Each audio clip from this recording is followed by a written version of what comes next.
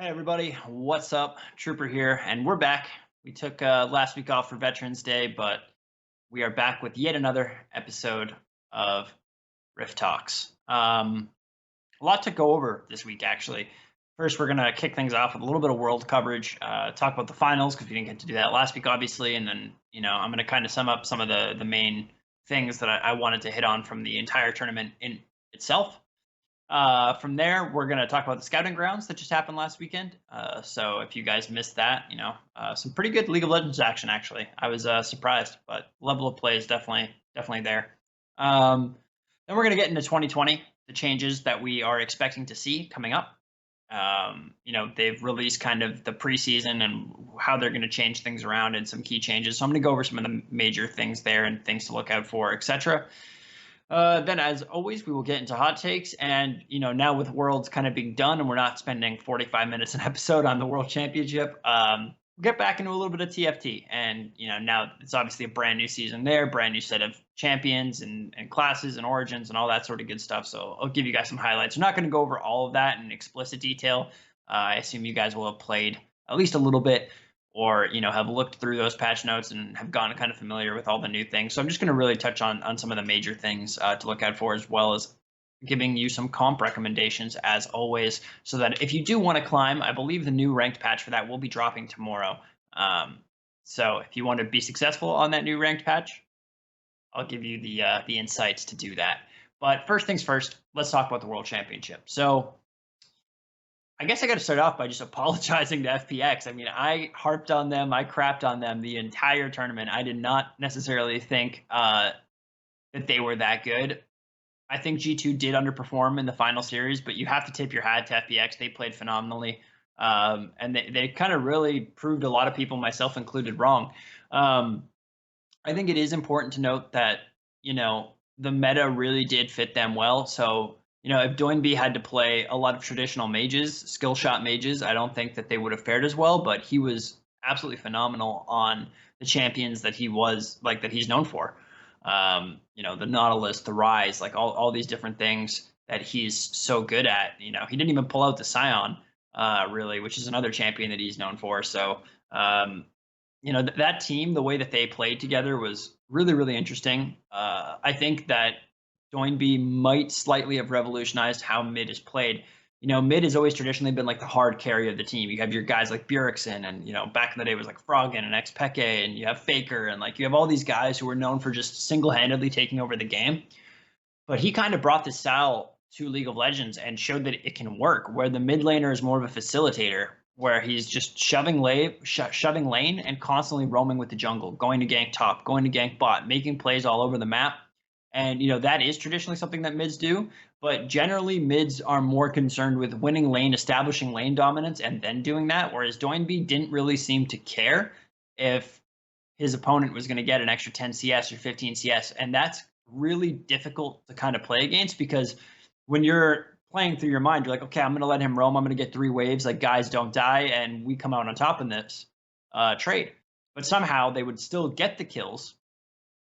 And that 15 CS doesn't matter, because now your bot lane or your top lane is going to lose like 2 waves, so that there's the CS difference made up. Plus your team gets killed, so there's like 600 to 900 gold, or 300 gold if it's top lane. But just really, really incredible stuff from him. So I was very, very impressed. Also, Crisp, that guy is an insane support player, and it really, really showed. Like, he was just so good.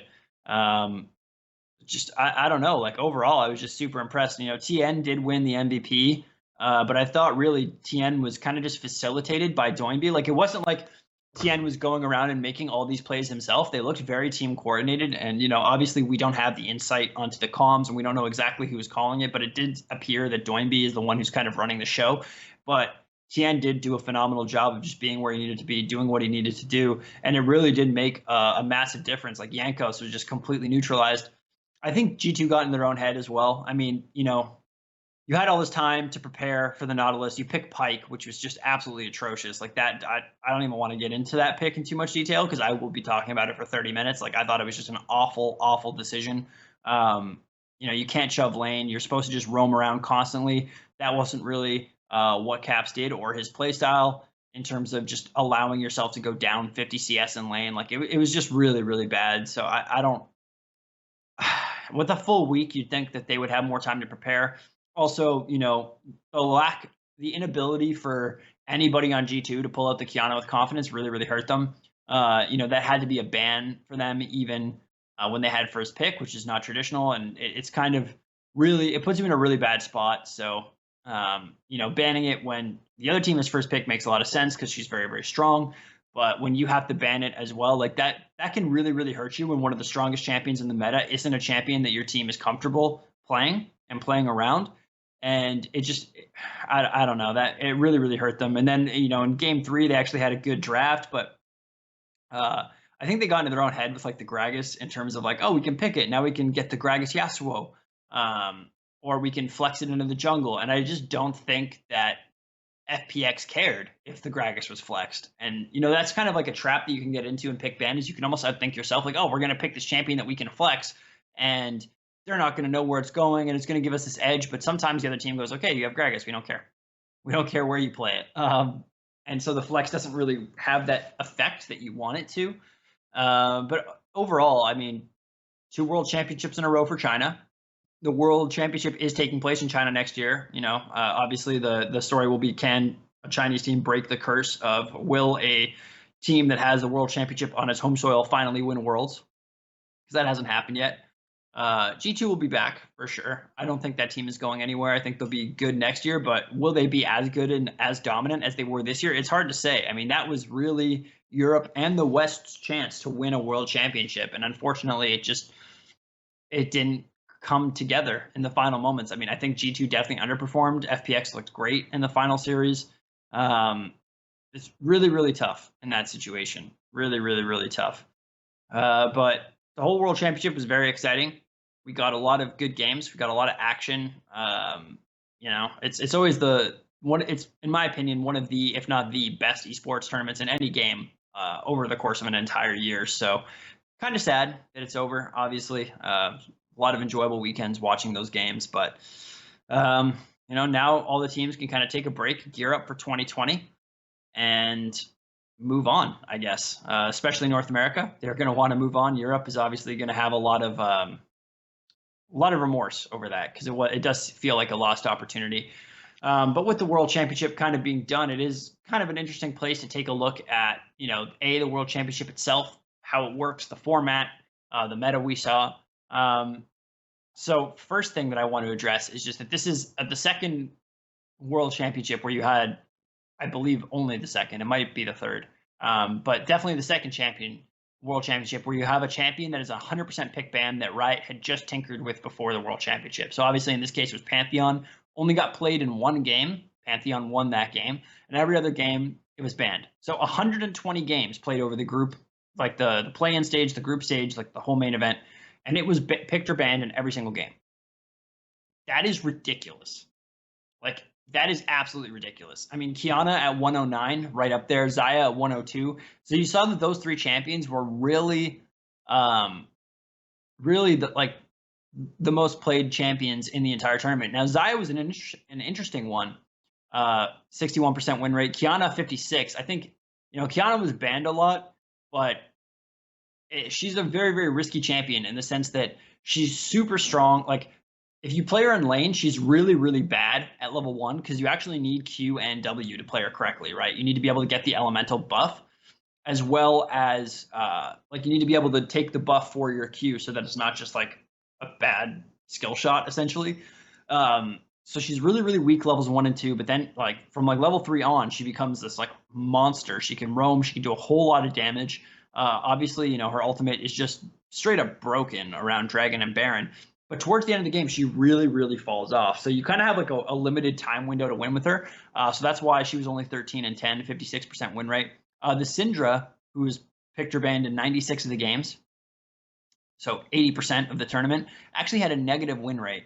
Syndra and Akali were the only 2 kind of in that top elite tier of the top 10, essentially, actually, that were picked and banned that had negative win rates. So I think the Syndra, a lot of people overthought it in the sense that the whole purpose of picking that mage in the bot lane, which is Syndra can be flexed into, is to kind of free up your support to roam. And if you didn't have a support that was really comfortable doing that, or you pick like a Yuumi, or you picked a support that wasn't really strong on their own, or your support player just wasn't competent enough in that particular game against that particular team to kind of effectively roam and pull off those ganks, and get that vision down and kind of really execute intelligently, then the Syndra in the bot lane was kind of a wasted pick. And again, Syndra in the late game, really, really good at deleting one person, but if you're giving up the AD carry presence on a team, then that's really, really bad, because ADCs can single-handedly win team fights if your whole team stays alive for long enough, whereas Syndra is really not going to be able to do that.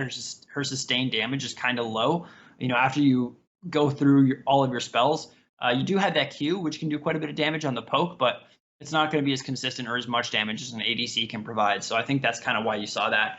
And Akali obviously got hit with some small nerfs before the World Championship, and even though they nerfed her, then they slightly buffed her, so it's like kind of in the middle of where she was, but she still wasn't able to be executed at that highest level. But Riot's really got to be more careful around World Championships, because I think it really sucks when at a World Championship you see one champion with 100% pick ban and another champion that honestly probably would have been 100% pick ban if she wasn't so mechanically difficult to execute, in terms of, there's quite a few teams, like G2 included, that didn't feel comfortable using her. But when you have a couple champions like that, it really hurts the flexibility of the game, and it really hurts your ability to target your opponent, and it makes things a little bit more stale, because if you don't have first pick in the draft, you have to ban two champions. Like, they are must bans, because the other team will pick them. Or pick one. Like, I guess you can not ban either of them, and kind of, they get one, we get the other. But generally, the other team will ban out one and kind of force you to use, like, in that situation, go, okay, well, if you don't ban the other one, then we're going to take this. So it's really, really weird, honestly. I think that they need to do a much better job of making sure the game is more stable, and there's not some champion that's super OP on the Worlds patch that just makes it so that nobody can have a really flexible pick ban. And hopefully they kind of get that right in future years, because it is kind of a bummer to see a champion with 100% pick ban at a tournament as big as the World Championship. The other thing is the format. So double elimination has been talked about a lot, and Riot's kind of response was, we don't have time for that. This tournament would take too long. To which I call bullshit, because you already have this like extended play-in stage that, quite frankly, people don't really care about. Like, people watch it because it's part of the tournament, etc. So you get the hardcore fans watching it, analysts, people like myself. I will watch every game from that, but we watch a lot of the professional League of Legends across multiple regions anyway. We would watch that no matter if you played that, a month before somewhere, or online even. You shouldn't do it online. It should be on LAN, but it shouldn't be that extended, drawn out thing that it was, like almost like a mini Worlds. Like, it's a second tournament essentially attached to the front. And I think a lot more people would rather see a double elimination setup where we get to see teams, like, can they respond? Can they rebound? I mean, if you guys are fans of, Call of Duty or Halo or any of these esports that run double elim tournaments, you see that, like, sometimes teams do come from the losers bracket. They have a bad day on a Friday or something, and they get knocked down to losers, and then they win. They go on this massive tear now that their backs are against the wall, and they win a whole bunch of things. They get upsets.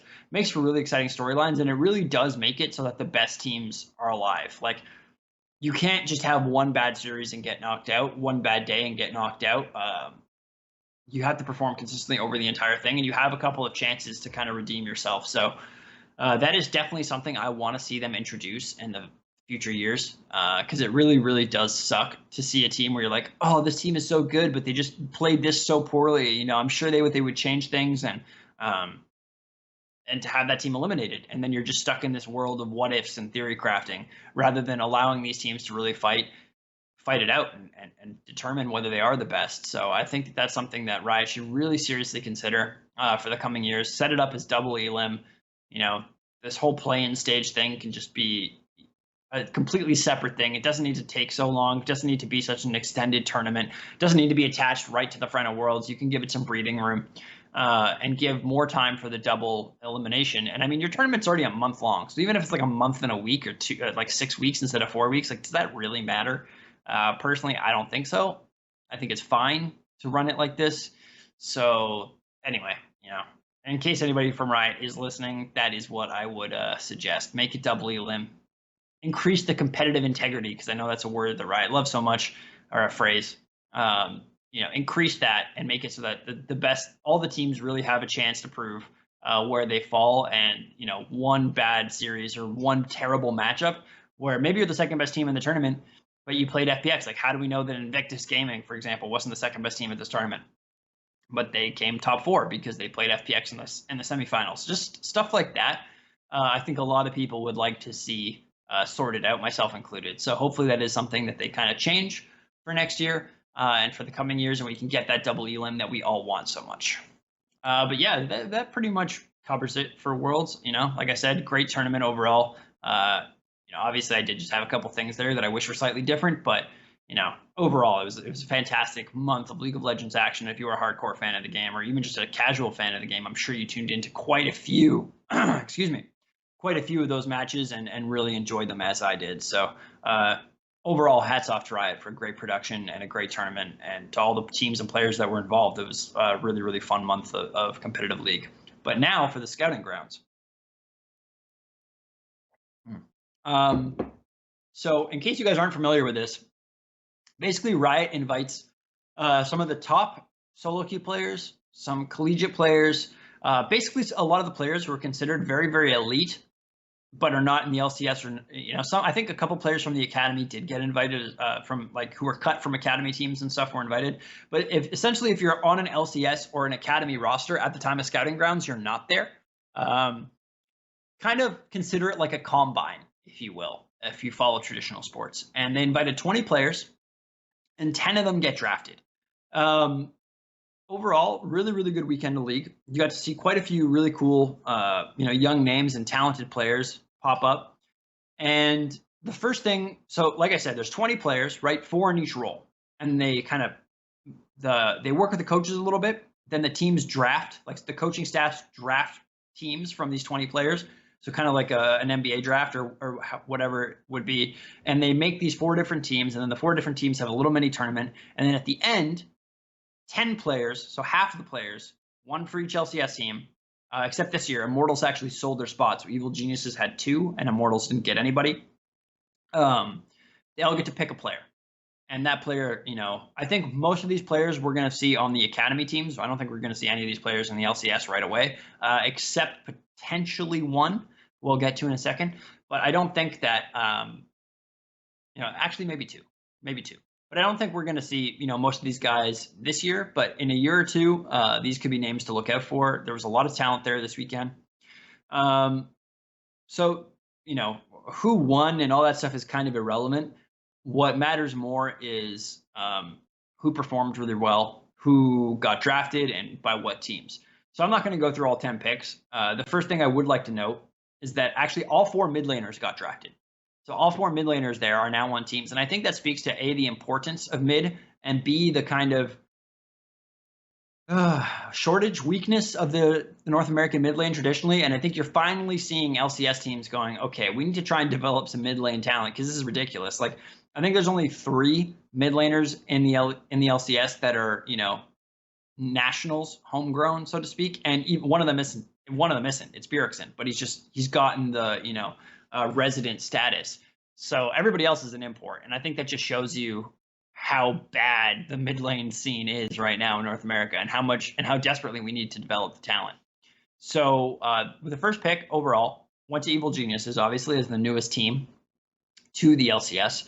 And they selected somebody named Evolved. Now, he was a Katarina main, but he really showed that he could play everything. Like, he played Ryze, he played a bunch of stuff over the course of this weekend, and played really, really well. So he went first overall, and I think, again, that just speaks to the fact that they really wanted to make sure they grabbed themselves a mid laner, and that he was clearly the best mid laner at this tournament. And because of that, they selected him first, even though the second pick was somebody named Fnatic, who ended up being taken by FlyQuest, and he was actually the MVP of the tournament. So he had the best performance, no doubt, over the course of the weekend. And it was funny because he was actually overshadowed by some of the other junglers coming into the weekend, but he showed that he was really coachable, really flexible, really wanted to learn, and performed really, really well. So he ends up going second overall. Now, I think those 2 players potentially you could see this year. Potentially. There is, I think Evil Geniuses is still going to sign some big names in some of these positions, but if they don't, Evolved could definitely fit in. FlyQuest is just an atrocious team. So, like, this kid, they're definitely going to give him a shot in scrims. They'll see how he does. Maybe they'll put him on the academy team if he needs some more time to develop. But both of them are really, really young. So definitely some names to watch out for in the future. Evolved, Fnatic, those are guys to keep an eye on. 280 carries and 2 supports got drafted as well. And support, a little bit surprising in the sense that, support is actually a really, really complicated competitive role. But top and jungle, only one player was selected from each role here. So in the top lane, it was Misty Stumpy. And in the jungle, it was Fnatic, like I said. Now, the thing is with those 2 roles is that, they're very, very different from solo queue to competitive. And even though a lot of these players had some competitive experience, like they played with, like sort of amateurish teams, like semi-pro teams, not quite academy level or anything like that, but they did enter tournaments. Some of them played collegiate, like I said.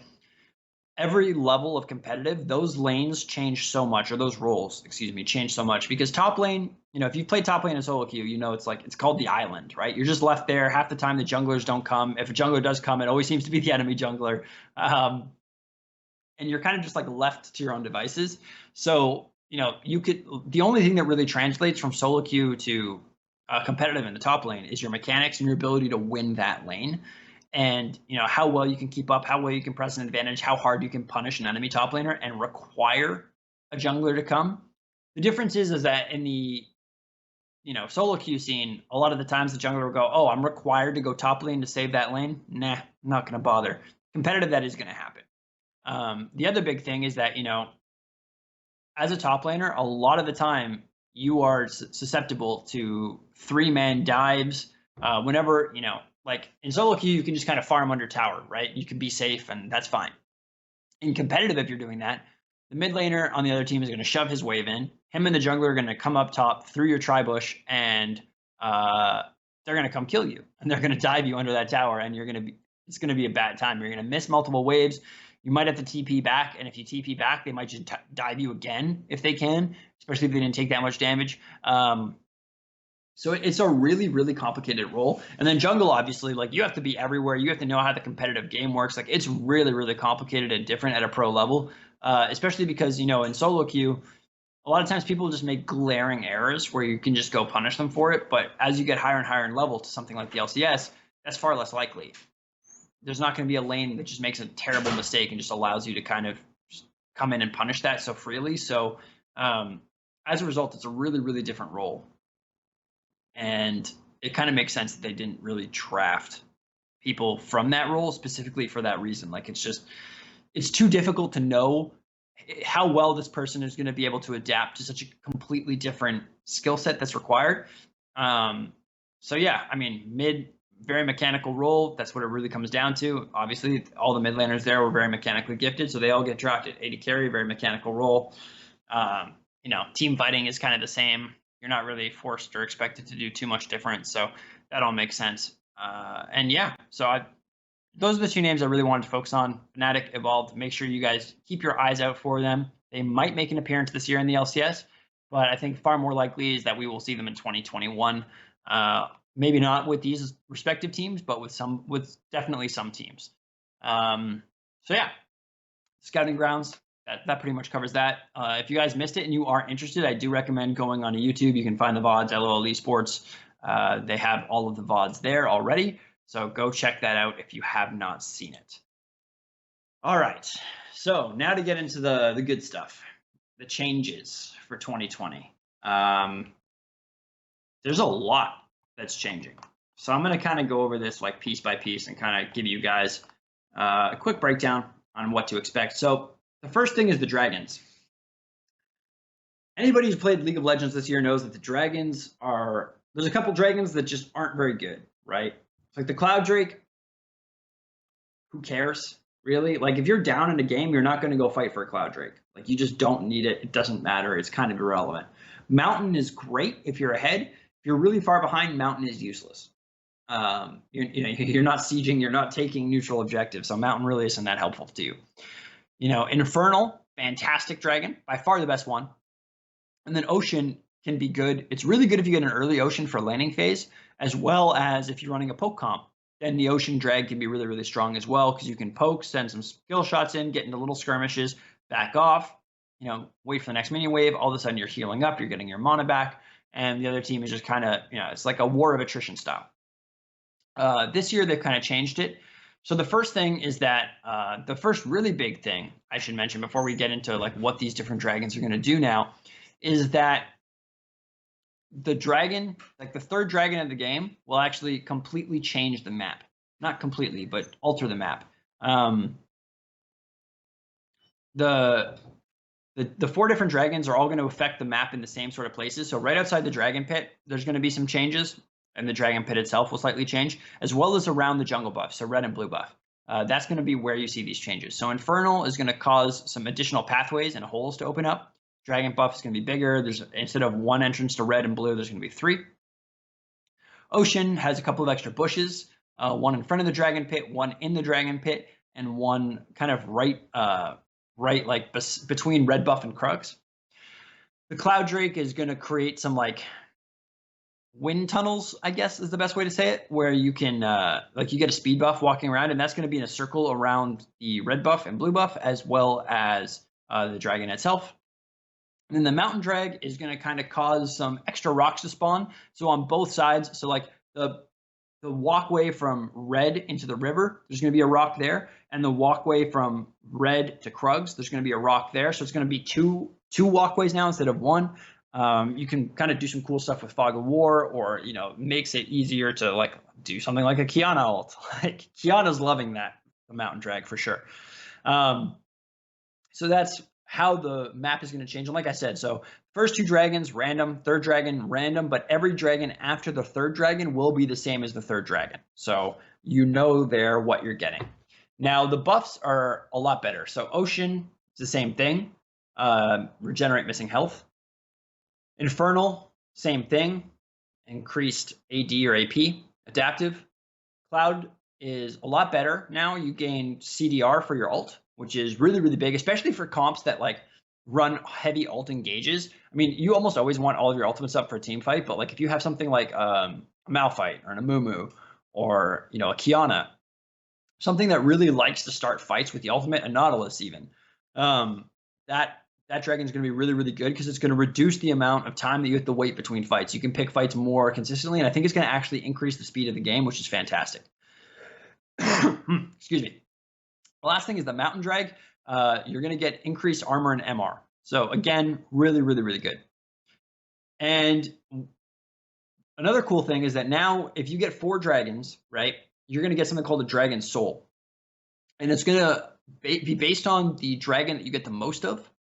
So again, like very important to be getting dragons still. And they're going to kind of add an extra ability or an extra like buff to you, so to speak. So Infernal, you get small AoE explosions. Almost think like Arcane Comet, excuse me, I guess, every 3 seconds, which scales with AD or AP, which is really, really cool. Ocean is really, really good because you can, every time you attack, you get strong health regeneration for 3 seconds. So for poke comps, fantastic. And I really like that they're kind of fitting that in to that composition. Obviously, you don't know what dragons you're going to get when you draft. But if you do get, if you are drafting a poke comp, then, or you have a lot of poke on your team, then Ocean is going to be fantastic for long extended fights. Cloud, when you hit enemies, you lower your cooldowns basically. So think Spear of Sojin's passive, which is really, really good. And then lastly, the Mountain Dragon, almost like a Malphite passive. Like after you don't take damage for a little while, you gain a shield. And it scales with either bonus AD, it scales with bonus AD, AP, and health. So it scales with everything. And the Infernal Dragon does that as well. Actually, I forgot to mention. So it's going to be good for tanks as well. Like if you're building health, it's going to scale with that just as much as it scales with the AD and the AP, which is really good. The earliest that can happen if you get all four is like the 22-minute mark roughly, and with the changes to the map, the earliest that can happen is the 16-minute mark, because the first dragon spawns at 5 minutes. They spawn every 5 minutes after. You factor in like 20 seconds or so to like kill each dragon. So you're talking about like the 16 and 22-minute marks are like the earliest potential moments where this comes into play. Solo queue, you're probably looking at closer to like 20 and like 25, for most levels of play, for the earliest that you could see that buff happen. But just something to keep in mind when you're kind of going through potential theory crafting, all that good stuff. The Elder Dragon now has an execute buff, which is absolutely insane. You get a low damage. So basically, Elder Dragon, again, it's a team fight based buff. That's what they want it for, and I like that. But now if you're attacking somebody, it kind of adds like a red buff burn. But if they're low enough on health, then that burn will instantly kill them and execute them, which is really, really, really cool. You're not going to be able to just barely survive. So I'm a big fan of the fact that the Elder Dragon is going to significantly increase your ability to win team fights and to make sure that nobody gets away with limping, essentially. Going to make it really, really good for closing out endgame, and going to make it really, really dangerous to take team fights against a team with Elder Dragon at the end of the game. But the best thing about it is it doesn't scale with other dragons. So you can be, not have a dragon all game. You get that Elder Dragon buff, it's just as strong, which I think is a big, big deal, because by not allowing it to scale with other dragons, it really does open up a window for comebacks. Because if you don't have any of the dragons, but let's just say you're picking a scaling comp where you really didn't want to take fights until maybe the 25-minute mark, 30-minute mark, now you can fight for the Elder Dragon, pick up that Elder Dragon, and you are going to be incredibly strong. The other team has to respect that. So overall, really, really positive changes to the Dragon. I'm actually really, really excited for this patch to go live. I really want to, get in there and mess around with these and see how it all works. Really excited for that. Excuse me. In the top and bot lane now, there's going to be an alcove. Now, personally, I don't think that this is going to be the biggest thing in the world. The one thing I can see is that it's actually going to be a lot easier to camouflage teleports. You can throw a ward in there, and the other team won't necessarily be able to see that TP coming in, but you have to drop a ward into a pretty useless spot. So I don't see that happening until laning phase, and the support has their ward item upgraded, which I will talk about in a second because that's been changed as well. But that is an interesting option. In terms of your ability to outplay and survive in it, very doubtful, just because somebody can just it's shorter to just walk across the alcove than it is to go through it, right? So it's not like you're going to get trapped in there. I mean, you could play that like ring around the rosy game, excuse me. And kind of see if you can bait them out. But ultimately, it would be kind of cool if somebody can survive using that. I'm sure it will happen occasionally, but I don't think that it's going to be massive for that. But definitely for surprise, this element of surprise, being able to sneak in there, hide in there, and then kind of just come out from that side of the lane, really, really interesting. And they've added a new bush, Summoner's Rift. Is the last major map change. Kind of right between the blue buff and river entrance. Overall, cool. I mean, I don't think it's that big of a deal, but we'll see what people do with it. It is going to be kind of weird because you would kind of ward that spot a lot, just to the left of where the bush will be, or to the right of where the bush will be, kind of in the center of that lane. And now somebody could theoretically hide right there, and not be seen by that ward. Although you couldn't get into that bush without being seen by that ward. So I think that ward will still be there, and it's just going to make it kind of irrelevant. But we'll see how people play around it, and we'll see what comes with it. Changing to the jungle pathing, really, really big. So they're taking some XP from Krugs, fantastic, because right now Red Side had such a gigantic advantage because of the fact that Krugs was right next to bot lane. So now they're taking some value out of Krugs, putting it into Gromp, and now you're going to be able to do jungle buff, Gromp, or Krugs, and then any other camp, and you will be level 3. Fantastic. I think that's really, really healthy change for junglers. They've also added respawn timers. I don't like respawn timers. I didn't like them when they added it in originally for Dragon. I think keeping track of this sort of stuff is a skill that people should be encouraged to have, but I get it. It lowers the barrier of entry. It makes it easier to kind of plan and be a little bit more efficient with your routes, so I'm not overly upset about it. Top lane influence. I play a lot of top lane, so this makes me very, very happy. They're increasing base minion XP slightly, so solo laners are a bit further ahead, and they're reducing the amount of bonus XP generated when sharing XP. So this is going to affect two things. One, obviously, it's going to affect the bot lane. It's going to make it so there's a bigger level discrepancy between mid, top, and bot lane. Fantastic. Also, it's really going to prioritize in the mid to late game, knowing how to go, shove a wave, come back. Because if you're just sitting there, if your whole team is just sitting there, like 3 or 4 guys in the mid lane, you're not getting as much XP as you used to.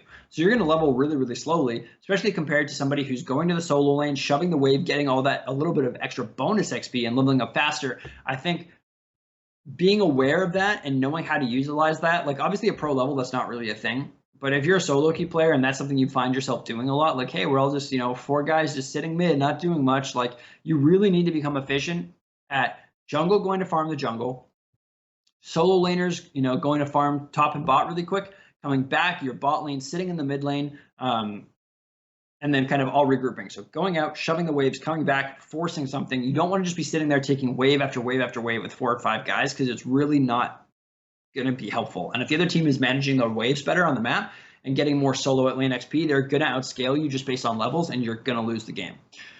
It's just something to keep in mind. Support items. A lot of changes here. The big things to note is that you can now proc the Targon's passive with range, and you don't need to buy the upgrades for your items. They will upgrade as you hit thresholds, which is really, really cool. I like that a lot. They did slightly decrease. They like kind of hampered the gold generation passive a little bit to kind of compensate for that, as well as making it so that it's if you farm multiple waves, like if you're one of those supports, like when I play support, sometimes I play like Lux or Brand, and I will consistently go to solo lanes and just farm waves, especially if I'm like doing well in the game, and just make myself like another mid laner essentially. They're trying to discourage that. So we'll see how that. I mean, we'll see what the math is on that once it all gets announced, because right now they haven't really announced the math.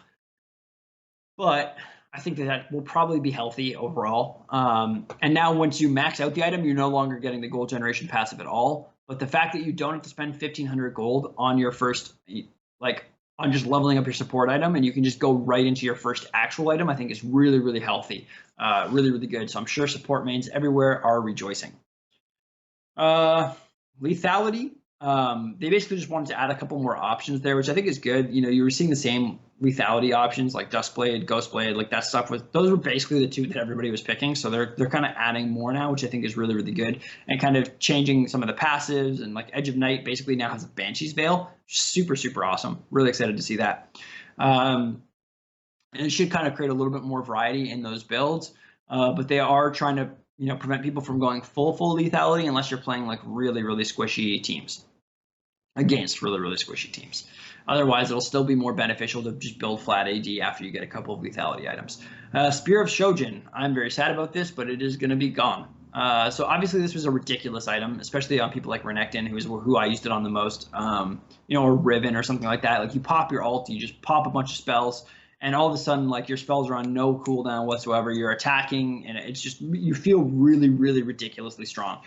So that item is gone, which I think is good. Keystones. So some runes getting changed. Conqueror was too strong overall. It was really, really good at taking down tanks. So because of the true damage, so they're removing the true damage, moving it into adaptive force damage instead. And Klepto. I think we saw an insane amount of people running Klepto top laners, especially after Naguri in the World Championship was doing that on Vlad and Kennen and really kind of styling on people. They're changing that. So they're taking money out of the farming gold and putting it more into early game elixirs. Elixirs are tough because like early game you can get the pink word ones, like the what was it called? Anyway, it's like the sweeper trinket essentially. You could get that, but it's not really that helpful early game unless you're like a jungler who's not going to take Kleptomancy. So I guess you could sit on a bunch of them until you get max. Until you're like close to max items and start using them in the later game, but overall that one's not really that helpful. The other ones, like I think mostly what people are going to do is just sell these elixirs. I mean, sometimes you can use them if you get into it. If you're going to trade and like the trade is kind of even, you can use like an AD elixir or an AP elixir or something to kind of like skew that in your favor and win a trade that you might have otherwise not been able to win, and maybe get a kill or something like that. But ultimately, I need to see the math on that to really come to a firm judgment, but it does look like they are taking away the ability to just farm gold in a ranged melee matchup from Kleptomancy, which honestly I think is healthy. The one champion that really, really is crying right now is Ezreal, because Ezreal obviously used Klepto. He's one of the original Klepto kings, and now it doesn't look like that's going to be as profitable for him. So we're gonna have to see how Ezreal adapts, what runes he will pick up instead. Maybe Klepto will still be worth it for him. I don't know. Like I said, until we see the math, hard to tell. But those are the changes we can expect in 2020. I'm really excited. The patch, I think, is going to be dropping in 2 weeks. So I think they're doing this last patch is for 4 weeks. But ranked season does end in like 4 days or like 3 days, guys. So like, actually, it might end tomorrow. It ends really, really soon. If you're not in gold or you're trying to get to plat or whatever you're trying to do, don't sleep. Call in sick. Do nothing but play League. Maybe you'll get there. I wish you the best of luck. All right. Hot takes time. Nothing too spicy this week. No drama, nothing like that. Instead, I'm going to take a look at the LCS and the LEC rosters and talk a little bit about some of the roster changes that have been. I don't want to talk about rumors, really, to be honest. So I'm going to talk about the one thing that has been kind of confirmed. Like if Jacob Wolf puts it out, like it's legit. So Cloud9 has sold Svenskeren and Zeyzal to Evil Geniuses, which is nuts. Like the MVP just got sold. Considering that they don't really have a mid laner yet, I don't know how that's going to work necessarily. I mean, I think they have like Phoenix or something, but not Jensen. Let's put it that way. So if Svenskeren will be able to be MVP level again, not sure, but it does show the fan base that EG is really serious. Zix, the former coach of TSM, is now part of 100 Thieves. Obviously, Papa Smithy there as well. So very interested to see how that team shapes up. I think there's a lot of potential. Obviously Kelsey Moser, one of the best League of Legends minds in the game, works on that team as well. So there's a lot of potential there for that roster and for that organization. We'll see if they're able to do something with it. In terms of teams that need to make a change, I think TSM needs to do something for sure. Obviously, Cloud9 is going to need to pick up somebody. Maybe they'll just move Diamond up. I think from Worlds, I'm pretty confident that Blabber will be the starting jungler there. Licorice looks really good. Maybe they could use a new mid laner too. I wasn't too impressed with Nixie. I think we've seen Golden Glue ceiling and it's not that high. So not sure what they're going to do. But C9 always seems to develop talent really, really well. So I'm not too worried about them. The Golden Guardians, FlyQuest, like these teams really, really need to do something because their teams are just not very good. I think there's a video you can see on YouTube of I Will Dominate playing top lane and beating Viper in top lane in solo queue. So like that just goes to show you like what the level of some of this stuff is. It's really not good. So I don't know. Not too much news has come out of Europe yet. Young Buck has moved to Excel. We'll be coaching there. But none of the teams have really talked about actual player changes just yet. So I kind of just wanted to set this up for future weeks and to let you guys know that this is something we're going to be keeping an eye on. We are going to be covering. We are going to be looking at and making sure that, trying to figure out like who's doing what, I guess, and seeing how that works. Xmithy, I think, is going to be gone. It looks like Broxa actually might be moving from Fnatic to Team Liquid based on certain things that we've seen on Twitter and online. So that is a potential change as well, something to keep an eye out for. But like I said, I don't really want to focus on rumors because there's no point. Anything could change at any moment. So no point in going too deep into it. But definitely something to keep in mind that we'll be looking at this in the future. And very, very excited to see what's going to happen there. All right. So that was the first hot take. The second one is just a little bit of other news as well. There's going to be a new Dutch league. It's like in the amateur circuit, so it's not something too big. A new Belgian league and a new Dutch league. This was originally one region. They've kind of split it up into two. I think it's good to kind of increase the talent in these two areas, but at the same time, it's not something that's major. Like these aren't like leagues in the level of the LCS or the LEC. They're like feeder leagues, but it is good. Like I am encouraged by the fact that Riot is constantly adding new supporting leagues and new funnel systems to get players up into the top tiers of competition. And overall, this is really, really good. So very happy that Riot's adding more leagues, adding more ways for players to kind of get involved, and opening up more spots and more opportunities. And hopefully, a lot of these players from this region were kind of going to other countries that had, better ecosystems with more money. So hopefully this kind of funnels a little bit more money into these countries, and allows these players to stay at home while they're developing, because being 18 and moving to another country just to play a video game, it can be a little bit daunting, and it's definitely good to have these players developing at home, where they're a little bit more comfortable. Everybody speaks the same language, and just makes that a little bit easier so that they can really develop within the game before they have to worry about becoming full-fledged professionals. They can kind of cross that bridge when they get to it. All right. So with all that being said, TFT time. The last, little bit of the show, like to get into TFT. We haven't done this for a while because Worlds was taking up all of our time, which is great. It was a lot of fun, but I have been a big fan of TFT since it dropped, so I'm really, really excited to bring this segment of the show back, and it will definitely be here for the foreseeable future. So like I said, I'm not going to get into all the different elements and all the different classes. Like, just to go through that and explain that all would take forever. So not really interested in getting into that with all of you guys. There's been some good videos on it, like Skara makes some stuff, like all these people have made some stuff that you can check out. So I would just go do that if that's something you're interested in doing.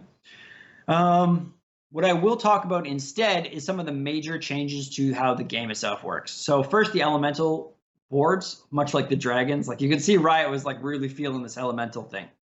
The hexes are cool.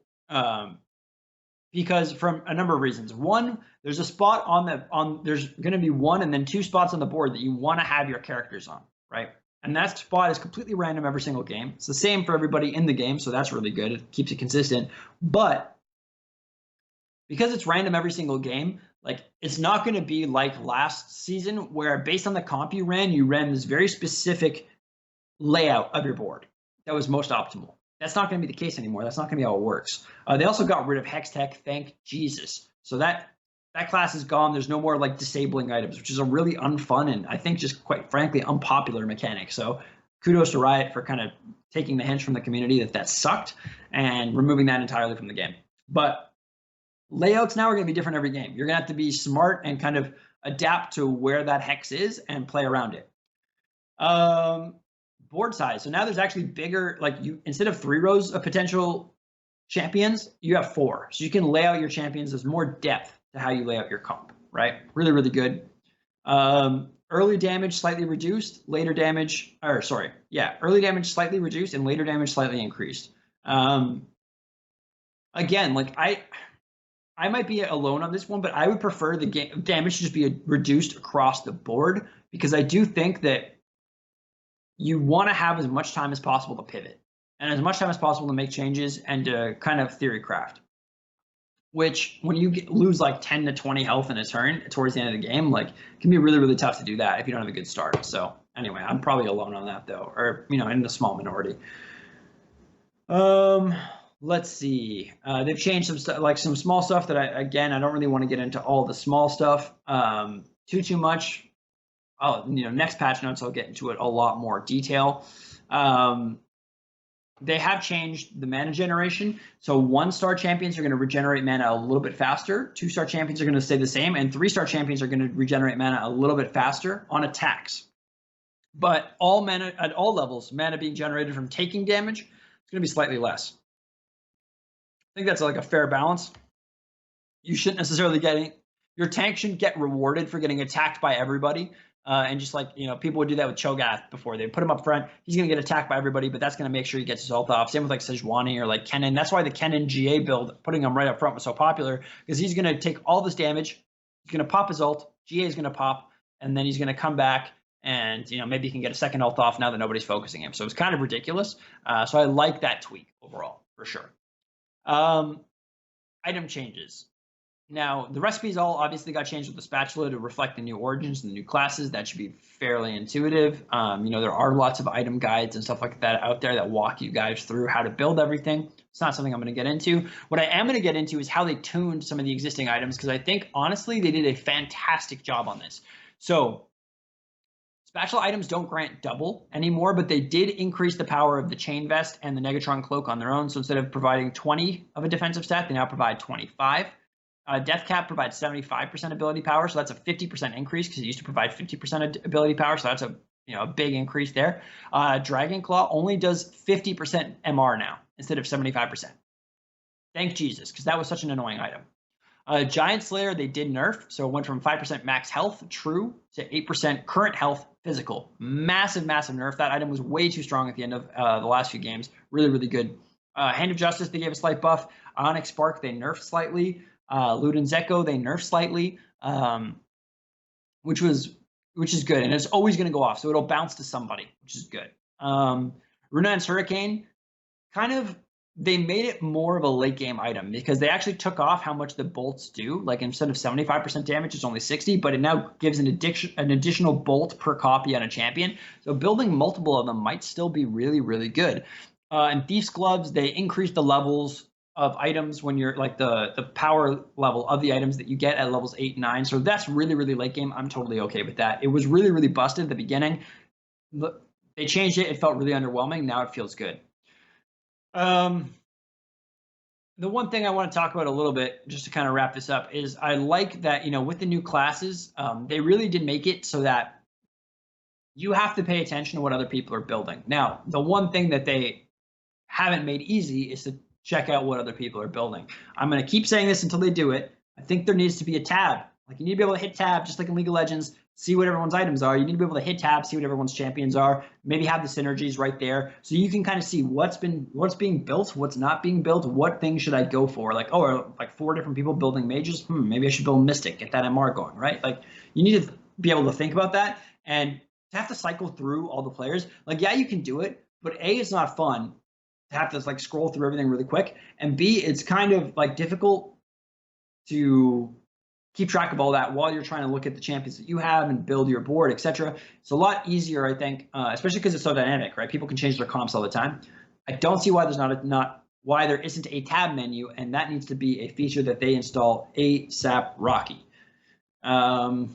But yeah, so that is going to be the new season of TFT. Super excited now. As I said at the very, very beginning of the show, I would not leave you guys hanging. I will give you guys some comps because you need to know at least a little bit about what you can do. I think rank goes live on Wednesday. So anyway, some things that are good. Poison Predator, really, really strong. You can get a couple of the 1-cost units, get a couple of the 2-cost units. Like that's like an early game. Like you'll have most of the units by that, by the 3 costs, right? So if you don't have the Poison Predator by that point, you aren't going to get it. Now you can kind of add in Ezreal for a Ranger and add in Braum, and you get the Warden and Glacial as well. Really, really nice additional synergies there. 6 Summoner. That was actually the very first comp I ever ran, and oh my god, was it ridiculous. I stacked my Zyra, I got my Zyra to a level 3, and she was just killing everything. It was fantastic. Really, really loved it. You can put Zed on as well, give you that electric, and Zed is a summoner. What am I saying? Yeah, 6 Summoner. Really, really strong. Do it. You won't regret it. You can go for Shadow as well. Pretty good comp overall. You have a couple summoners. You have some lights in there. So you have a lot of different stuff. You have some rangers. So you have a lot of different like things you can add in. So you add in like Vayne, Nasus. You add in the Yi. Like there's a lot of really, really interesting stuff. What's interesting is that a lot of the comps right now require 8 to 9 items. Not require, but like the optimal builds for these comps have like 8 or 9 items. So something to kind of keep in mind. Poison Glacial, also really good. Poison in general is really, really good, I think. And then the other thing is that Mage, if you can combine Mage with Ocean or Mage with Summoner, that's really, really strong as well. There's a lot of intuitive synergies when you just go through the descriptions and stuff like that. So work towards those, but do not be afraid. Like definitely in this patch, I've won with pretty much I've tried every single thing, and I've won or come top 2 with every single thing. Now, granted, it's normals. You're playing against people who are terrible some of the games, but it's really interesting to me, at least, that you seem to be able to run pretty much everything. Summoner is really broken though, so play some summoners because you are a summoner, right? That's how League works. So do that. Anyway, yeah, I think that pretty much covers it. Hope you guys find success today in your last hours of ranked. League of Legends. Hope you get to that rank and that elo and that threshold that you want to hit. And best of luck in TFT all this week once it goes live with the new ranked settings. I'm sure a lot of people are going to be playing that while the preseason is going on. You can't play normal ranked Summoner's Rift, so definitely going to be a competitive time in TFT. And we'll see you guys next week. Take care.